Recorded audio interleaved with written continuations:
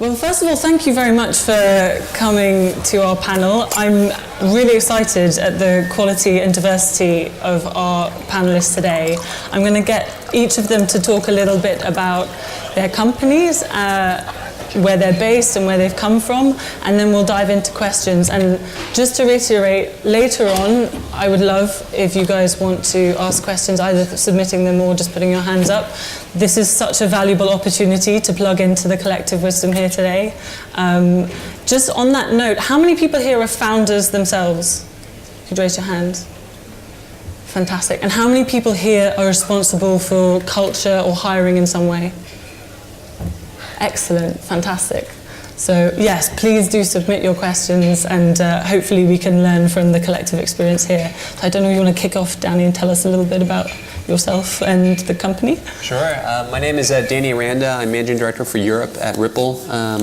Ripple is a blockchain company, and we're focused on providing cross-border payments infrastructure for financial institutions. So we work with around 70 banks around the world, including Santander here in the UK, but also Standard Chartered, Bank of America, Royal Bank of Canada, and really trying to make sure that the process by which funds flow and money moves internationally is as transparent and as fast as possible. Awesome. And Siga? So my name is Sigurdardottir, and I lead the customer and innovation team for Santander in the UK. Santander is one of the big global banks. We have 125 million customers worldwide.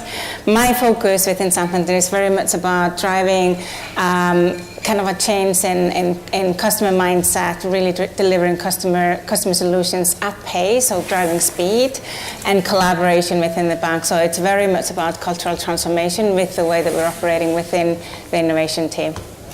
I'm Tom Britton, co-founder of Syndicate. We're an online investment platform. We started 4 years ago.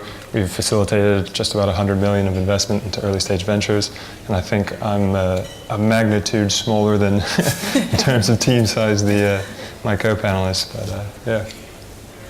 Yeah, that actually is one of the nice segues into the question is, when is a good time to sit down and think about your culture? Is it when you're 30 or so people like Tom? Is it obviously it's in several of thousands with you guys?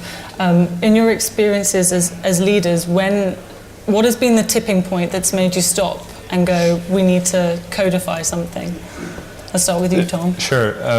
So our growth, we went from 2 to 4 to 8 to 16 to 35, so pretty much like doubling, if you will, every time. It's like, hey, we've got some new roles, let's fill them.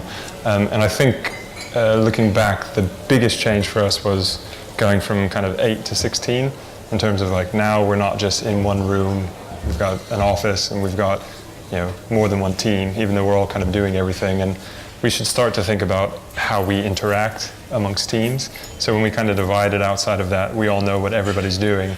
We had to start thinking like how we interact, and we should do a social event. Yeah, we should do a social event and start planning that way. And then we went from kind of 16 to 30. It became, okay, now we've got like 4 teams, if you will, or 4 distinct teams, and they all kind of have their own little subculture, if you will. But how does that reflect on the company culture as a whole?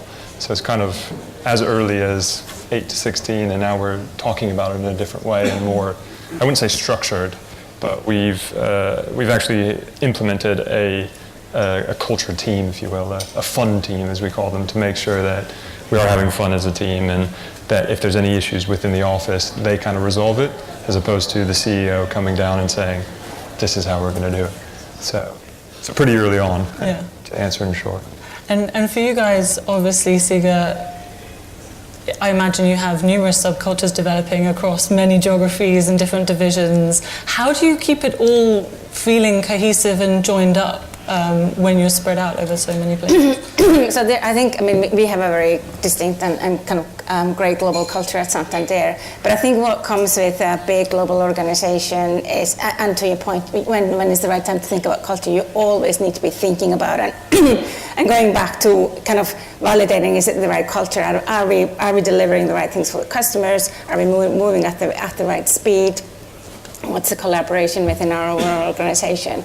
So I do think, and that's really kind of our role within the innovation team. when companies grow, they tend to, and you'll see that within, I think, all major banks, all big global organizations, they tend to have quite siloed organizations at the end of the day. While there is the kind of overall corporate culture, you need to then come back to kind of how do we almost break that down? How do we move at the pace that we need to? How do we bring more collaboration within teams? And that's really hard often in a big global organization. But the way that I find it really kind of what helps drive that cultural change is to rally that around the customer, really being clear about what are we trying to deliver from a customer perspective, and then looking at the competition and how do we need to move at pace within that context. Yeah, I think one of the challenging things is that we all hear a lot of these terms quite frequently around collaboration, and I think anyone who's worked in an organization of probably more than 5-8 people knows that it doesn't take very long for silos to develop and for information asymmetry to what are the kind of practical steps that, whether you're explicitly responsible for driving it or just a concerned member of a company, that you can take to make sure that doesn't become a systemic fact of life within your organization? So I think that there are kind of some very critical things that you have to put in place. One is that you bring cross-functional teams together to work on customer problems and really instill that as a way of doing things.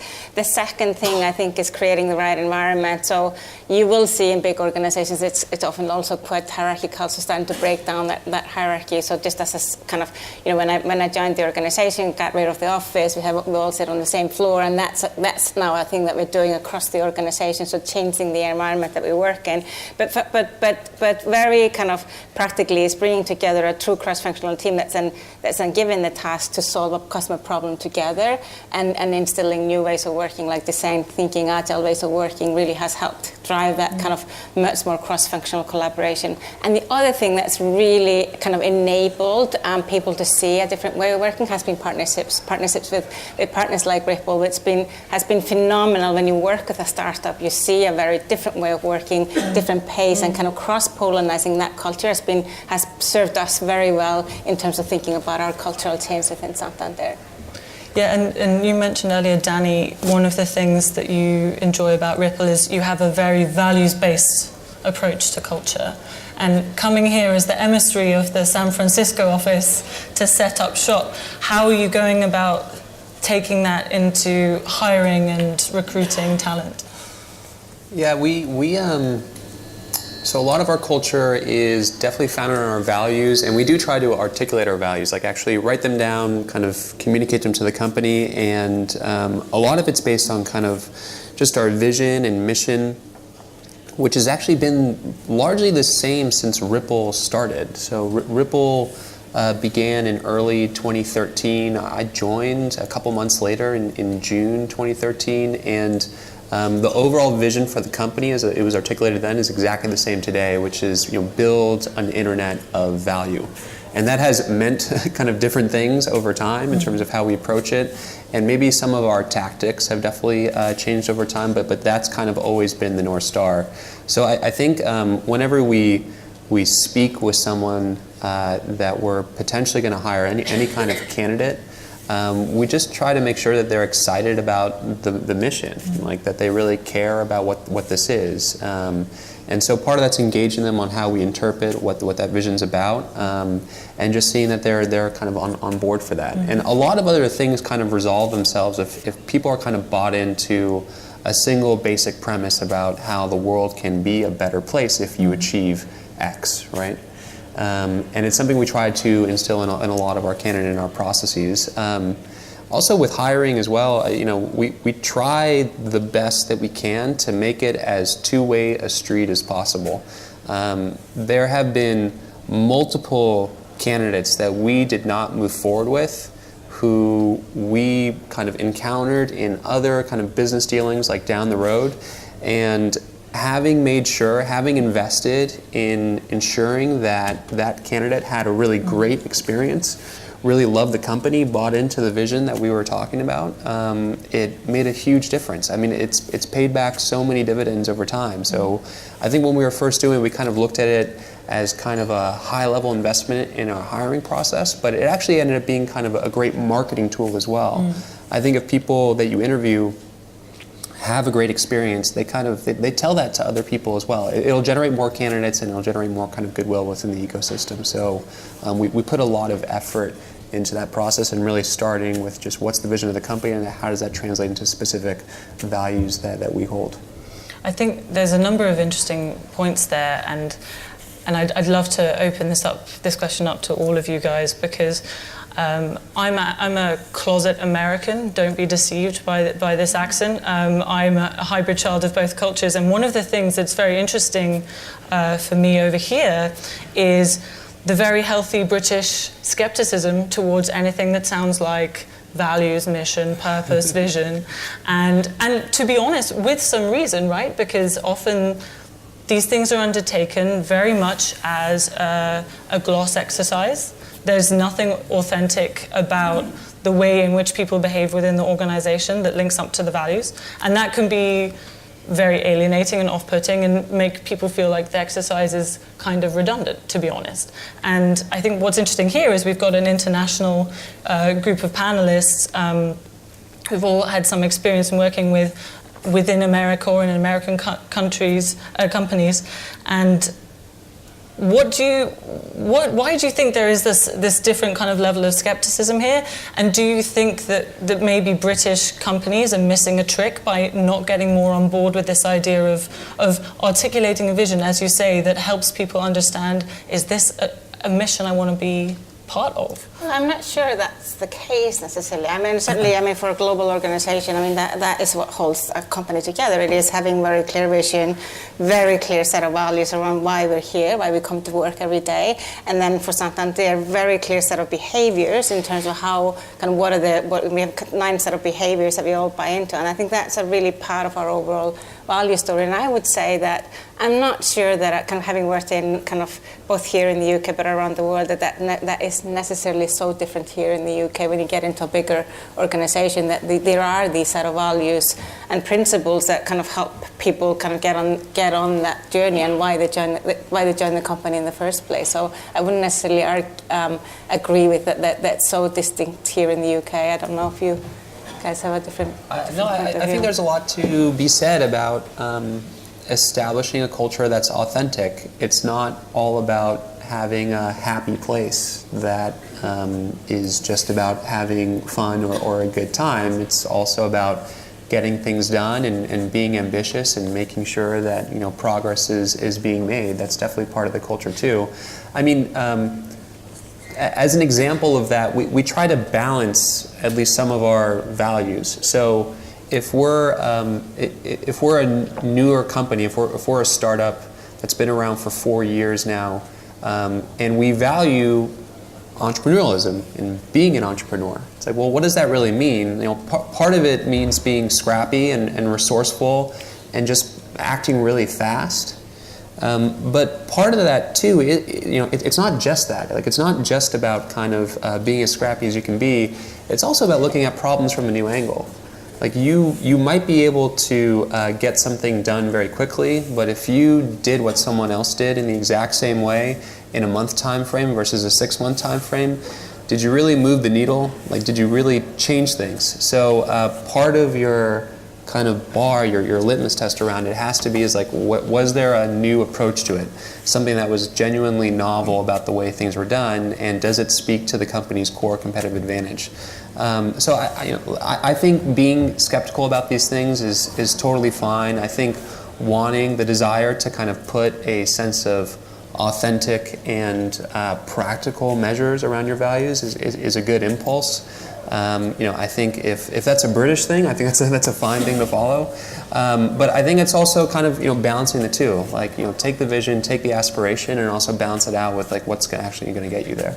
It actually brings up an interesting point about the type of people that you hire, because we've come to a point where you create a good culture and you have people who want to make change and make things done faster or do them better. But at a certain point in time, like you need people to do a role, if you will. And actually, if you hire the people who can always try and make it better to do a role that's, I don't want to say manual, but it's more programmatic. It's the same thing kind of day to day. Say an administration role or managing a nominee. vehicle, if you will. There's only so much that you can do to make that role better. And if you're hiring someone that always wants change and always wants to improve it, they're going to get tired of that role. And you might not then be able to kind of like promote them to this, because either you don't have a budget because you're a small company, or there just isn't that role. So you find that if you hire someone who's too ambitious, if you will, for a role that doesn't require that, they're going to leave every 12 months and you're going to have to cycle someone in.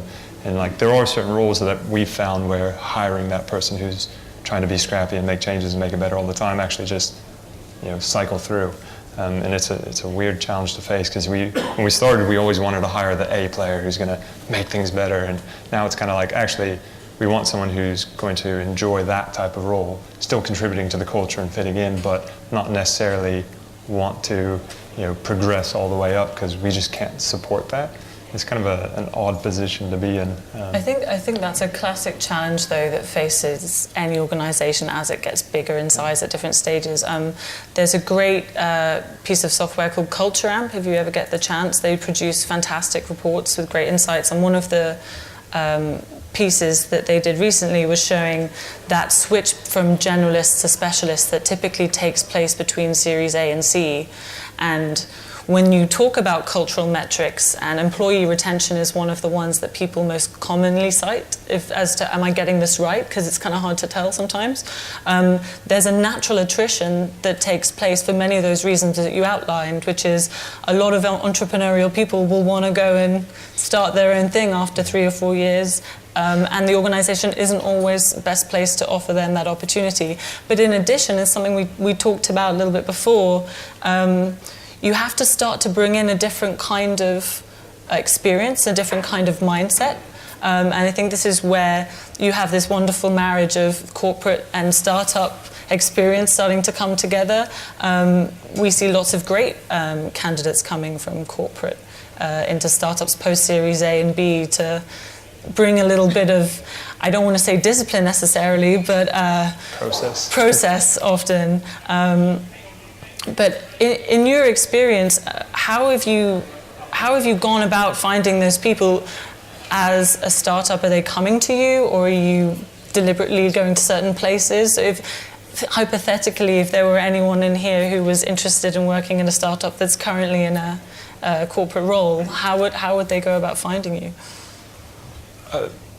Jobs board. I think the thing for us is that we do promote all the open positions, and I mean right now we are hiring a few more senior positions, and the candidates that we get, for anyone out there, should adjust their expectations first on potential salary. You get options, but I think there's a lot of people in the corporations who do approach us, and we get a lot of CVs of people who are tired of not having an impact in terms of like the direction of a company and the strategical level. So we do get people who have been, investment bankers for 10 to 20 years who say, look, like I could do this, I'd make a lot of money out of it, but I don't actually feel like I have an impact on where the company's going and what we're doing. And I want to be involved in that process. So they look at us as a way to kind of to be more entrepreneurial, but also less risky, because we have been around for 4 or 5 years. So I think we're in a good position for that right now. The people that we've brought in previously that have been more senior are surprised slightly at the pace, because they're used to spending a bit more time planning things out, and we're going, hey, let's just do it. And they're like, whoa, we have to do this, and we have to do that and that. So there's kind of a balance, like you said, of, okay, we need to do it quickly, but we also need to have the bigger vision of where this is going and make sure we don't upset the regulators or anyone like that. And that, in a way, I guess, presents a really great opportunity for you, Sigurd, within a more established organisation, because you want to find your own version of that balance, right? Between the reality is you have a lot more risk when you're upheaving things. So how do you go about trying to get people to feel like they have ownership, and as Tom was saying, help them to understand the impact between what they do every day to the outcomes for the business? So surprisingly, I have not found it difficult to attract the right talent into what we're doing, and that comes back with having a really clear vision for kind of where we're going, and painting that in a nice way for the people that are joining. But what I've done, and it's been really important building out the team, is to have a healthy balance of external and internal talent. And we find actually a fantastic internal talent as well. And it all comes down to mindset. So really about people that are willing to drive a change within a big organization. And then you balance that with people that come both from the startup environment, from payments, from telcos, from a variety of industries. And I really focused on having diversity in the team. So I've got 12 different nationalities within my team, very balanced male, female. And that really drives that kind of right level of thinking to drive the mission forward for us.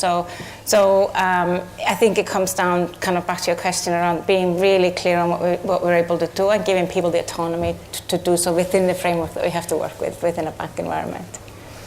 And for you, Danny, at a startup, obviously you guys partner together.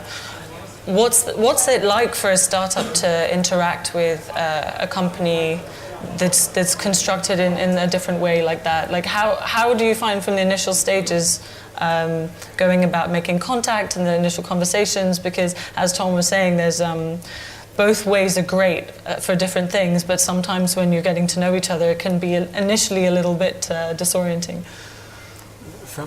Is the question, sorry, just to clarify, from a partnership perspective or from a hiring perspective? From a partnership perspective. Yeah, in terms of the partnership side, we're a small company working with a lot of like much larger companies, and it's just something that we have to adapt to. And the way that's actually impacted our hiring is to make sure that we bring people on board who have a lot of experience either working within a bank or working with banks in general. And one way that we've kind of involved that in our own company culture is, diversity is a really important thing for us. We do think more diverse teams are more productive rather than less diverse teams. And part of that diversity is actually their backgrounds as well. So we have folks from big startups joined us from like Uber or large tech companies like Google and Facebook, but also more traditional corporate backgrounds like HSBC, Swift, American Express. And actually having all those people in the same room together, like interesting things happen. Like different perspectives do come to the table that help resolve problems or bring new solutions in a novel way for our partners like Santander and others. I think that point on diversity not necessarily being in the form of the classic metrics that we associated with in terms of gender or race, for example, is so important. And anyone who's interested in innovation knows that diversity comes through, as you said earlier, Sigurd, like diversity of mindset, diversity of experience, bringing all of that together. When you guys are going about hiring, this is kind of in a more practical sense for some of the founders here, what actually are you doing in the interview process to screen for the values? And does everyone in the company go through some kind of induction or interview training beforehand? Because I had a wonderful conversation. We work very closely with a lot of early stage investors. It's like Seed Camp and Connect and Notion, and we were having a kind of discussion about some of the most common errors we see founders make in the early stages, and one of them is around hiring and thinking interviewing is something that everyone can kind of do and just rock up, and it's not something that needs practice, and there are no play sheets, there are no processes, there are no values. So do you guys have anything in place at the moment within your organizations to help you ensure that the right people are coming in the right way? And as you're saying earlier, Danny, if you encounter them later in the line, they're going to have been left with a favorable impression regardless of the outcome. Yeah, I think for us, so before we interview anybody, if we have a candidate, we have a good understanding of what the role is, right? And that's pretty basic. You'll have some kind of requirement or job description. You say it's basic, but honestly, the number of people who have shown up with no job description, it happens all the time. Yeah, and I think the next step that we do is we put a panel together. And again, that seems very basic, but we also try to make sure that the panel is prepped so they understand what the role is, what the person's going to be doing, how the panelist's job is going to interact with that candidate's job if they're hired. And then also giving that panelist a role. So telling someone if I have someone from the product team join an interview panel to interview someone on the sales team, it's like, hey, I want you to focus on this thing with this person. I want you to assess their understanding of the payments domain. I want to make sure that this person has a good kind of grasp of this specific thing within payments. And they can kind of take that particular angle and run with it.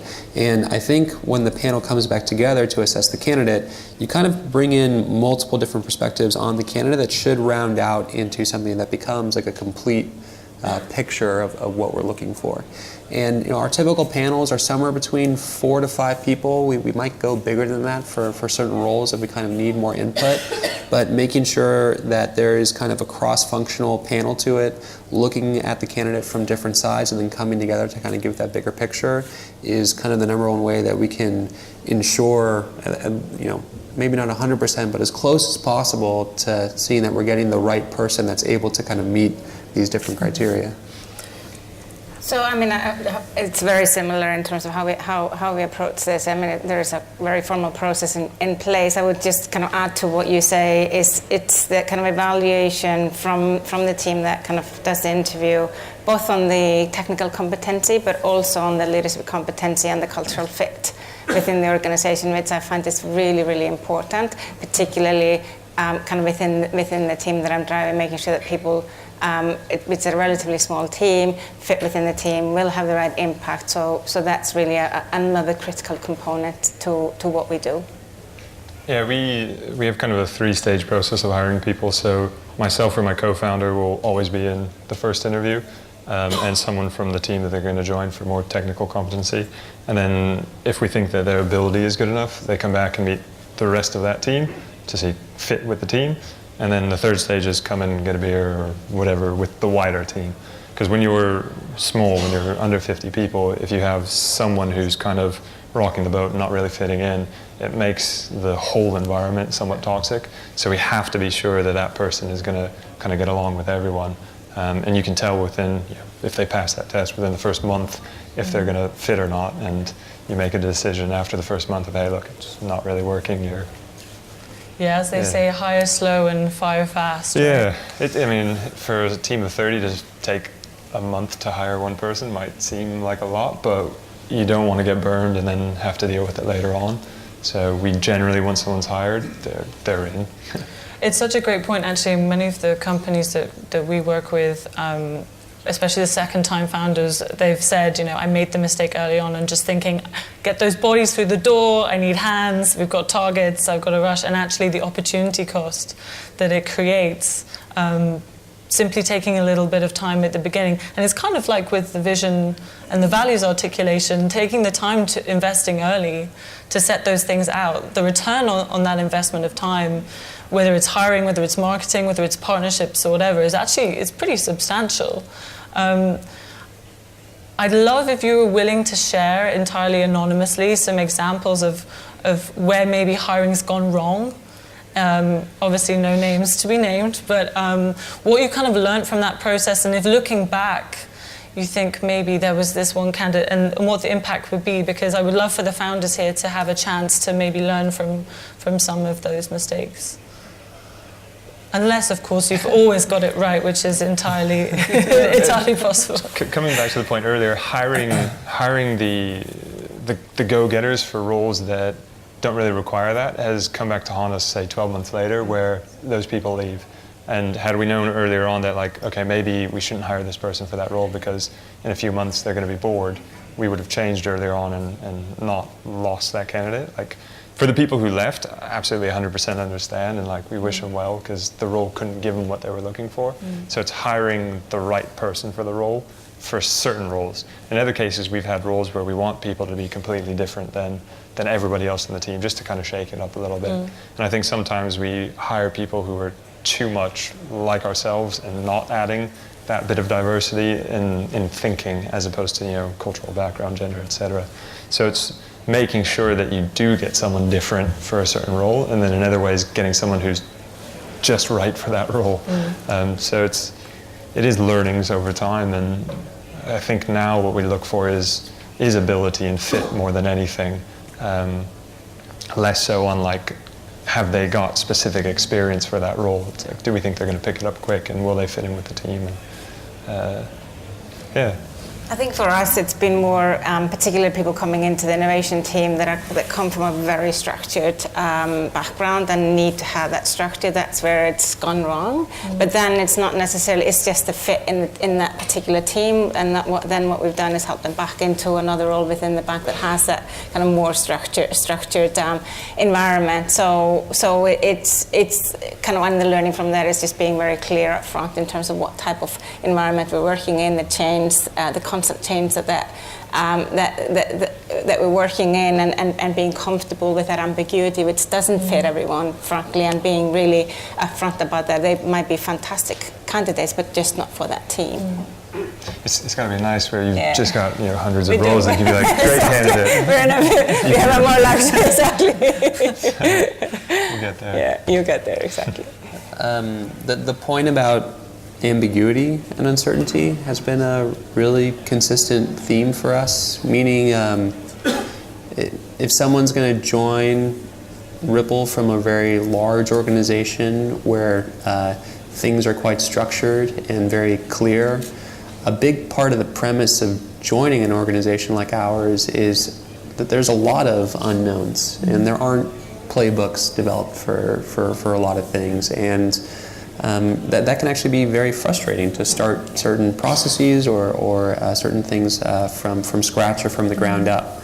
I think that's part of maybe the narrative of startups. It's part of the romance of startups. But I think the reality of it is also like it's very frustrating to say like, what do you mean there's no way to like manage this, or what do you mean like there's no kind of set rule about how we deal with this, or that's right now that there's no one who's a clear owner of this problem that is a huge barrier towards us achieving our goals. Like how do we manage that?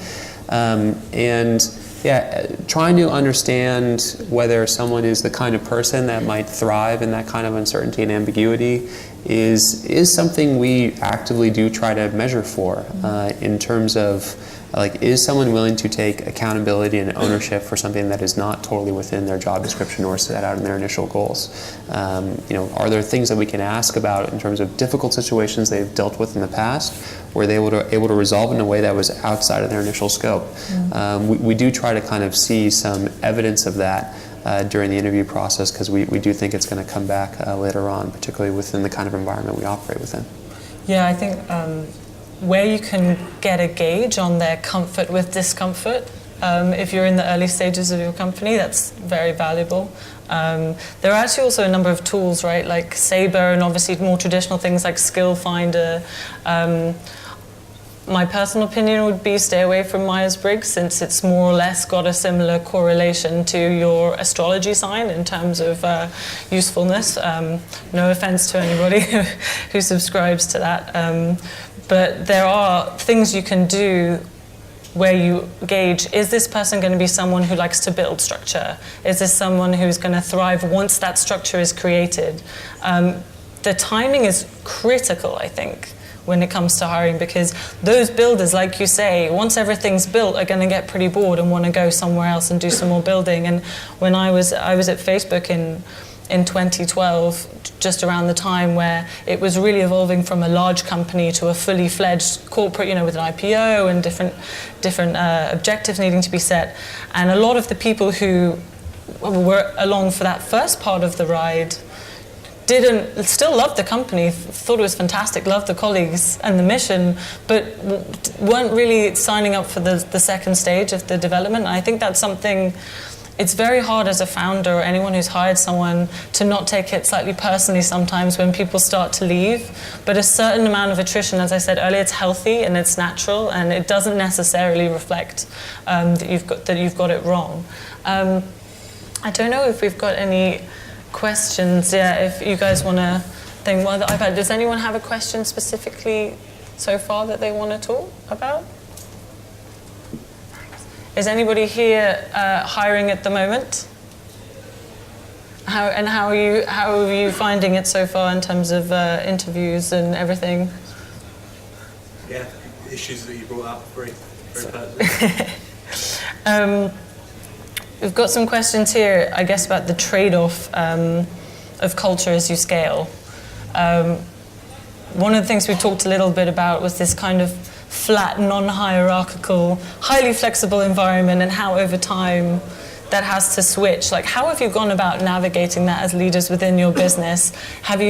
Because Google have a fantastic principle about every once in a while people are allowed to nominate a process to be killed, and that process gets erased. Do you have something practical like that? Do you get together? Or because the risk with no process at all is, as you say, anarchy ensues. People don't know who's responsible for what, and stuff gets dropped. So what practical steps do you take towards navigating this trade-off between a flexible, empowering environment and a structured one that has ownership? I don't necessarily think these are mutually exclusive. I think the world is changing. I think I think we are on a journey where we need to have obviously some structure and absolutely accountability. But I do think you need to move to a world where the organizations are flatter, are more empowering for the individual, move to more agile ways of working, which de facto gives that autonomy to employees at much greater pace. I think if you look at kind of what people expect today from an employer, I think that's very much the environment they expect. So I do think bigger organizations are on that journey at various stages of changing that environment. So I don't think it is necessarily a fact of like if you're small, you've got that, and then you move to a more hierarchical structure as you grow. I think it's actually the world is changing, and the future of work is very much changing in terms of how people expect to work. And then back to your point around attrition, I don't think that's a bad thing at all. I think the way that people live their lives today, they move jobs every 2 or 3 years, and I think that's okay. I think you get it's part of your kind of recruitment, getting in good people, and then people learn from one job, move to another. I think that's just the way that the kind of work environment is evolving. I don't think people expect to stay in one job for 20 years anymore as they used to maybe 15, 20 years ago. I think the point was, though, when you're a small company and you've got people who are leaving every, say, 12 months, not that we've lost a lot of people, but it takes time to replace people, and so you don't have that function happening for a period of time. So for us, it's a lot harder to lose someone who's good at that job than it might be for a Santander. Sure. We don't have 40 of the same role. Got it. So just to the point, like you were saying, we created this kind of committee, if you will. So it's representatives from each of the teams who talk about the issues and who then we go to. But if someone's got an issue with, say, a process or the way something's happening in the office, they can talk about their team. It's almost like the new water cooler, if you will. The gossip or the discomfort with the things that are going on in the office go to these members of the team, and then they talk about it. If they can't resolve it, then they can bring one of us in. But generally, it's like you'd rather speak to a colleague than, not that we're like distant. We all, my co-founder and I sit amongst the team. We try to be a part of the team, but sometimes they look at a founder and like, oh, I don't want to trouble them with something that's bothering me, and they internalize it. So having someone that they can go to within their own team to speak to about a process or something that's going on in the office helps a lot, because you're going to talk to them, and then if they bring it to us because they can't resolve it, great. But we haven't had any issues yet that haven't been resolved within that team, so it's working quite well. There's a fantastic question actually I'd love to put to you guys. The skepticism around values, vision, etc. comes often from a lack of meaning or a lack of a link to day-to-day activity and behaviours. How have you gone about tackling that? I think a vision of a company has to be sincere, and it has to come from the founder, and it has to come from a true place within the founder. And if it doesn't kind of have that bedrock, it might not mean a lot in the end, no matter what process you engage in or how much soul searching you do. I think in terms of having it cascade into just everyday actions and behaviors, like Sigga referenced before, I think just having like really clear goals laid out to achieve that vision, and some of those goals are going to be, like Ripple, for instance, does still think sometimes in terms of like 10-year horizons. Like this is going to take 10 years to achieve, and then this is going to take 5 years to achieve. Then we think about 3 years, and then we have like 6 months and 3 months, and they all kind of build up on each other. And to your earlier question about how do you balance kind of a more free-form kind of startup culture with a growing company that needs more structure, I think ultimately if you have very clear goals, having ultra-defined swim lanes is not as important if you have people who are willing to just get the job done. I think that they'll be focused on their goals, and that's what they'll end up naturally doing. So I think for us, making it practical is just having really clear targets and objectives of what you're trying to achieve that build up eventually towards that vision, and the link between them is very clear. If you're doing something that you don't get how it relates to the overall company vision, then there is some disconnect that needs to be resolved. Do you use OKRs? We do, yeah. You're a management consultant. Do you want to talk about that? Spread the gospel of OKRs. Oh man, that's what it's come to. No, actually, I think the thing for me that's been a theme is the sincerity and authenticity is huge. There's something in psychology called the values action gap. I don't know if any of you guys are familiar with this. So, for example, I can say I really care about climate change, but I eat a steak for breakfast every day and drive a Hummer. There's a disconnect between these two things, and sometimes it's because I'm a raging hypocrite, maybe also lacking in self-awareness. But on other times, it's actually we lack a sense of how to go about bridging the gap between what we care about, what we aspire to be, and actually becoming it. And I think a lot of the times where the clients that we work with are struggling is the founders and the senior teams, they genuinely care and they want the teams to be able to operate in a certain way, but they don't know how to make that real. So we tend to encourage people to think about values that are directives or imperatives in some way. So rather than just say humility, which is highly subjective and very open to interpretation, we try and ground it in something more practical. So for one of our clients we worked with, we came up with one which was Make Work Beautiful, because they are a platform for designers and freelance creators to be found and to be connected. And the thing they really care about is helping each one of those creative people to make beautiful work. It means that they make the environment in which they work with beautiful, not just aesthetically, but in terms of relaxing and enjoyable and stuff. It also means that the work that they do has to be beautiful. It has to be thoughtful and conscientious in application. And that's a value when it's articulated like that. You can understand whether you're in customer service or whether you're in product design. You can take that and think, what does this mean to me? So I think a lot of the time where values go wrong, it's because you're asking too much of people to take what you've given them and apply that to day-to-day life. And the reality is what it means for the admin team is going to be super different to what it means for product and etc. So a little bit of empathy there, I think, and creativity can be super helpful. I'm afraid that's all we've got time for today. So I just want to say, can we say thank you very much to all these guys for their candid responses?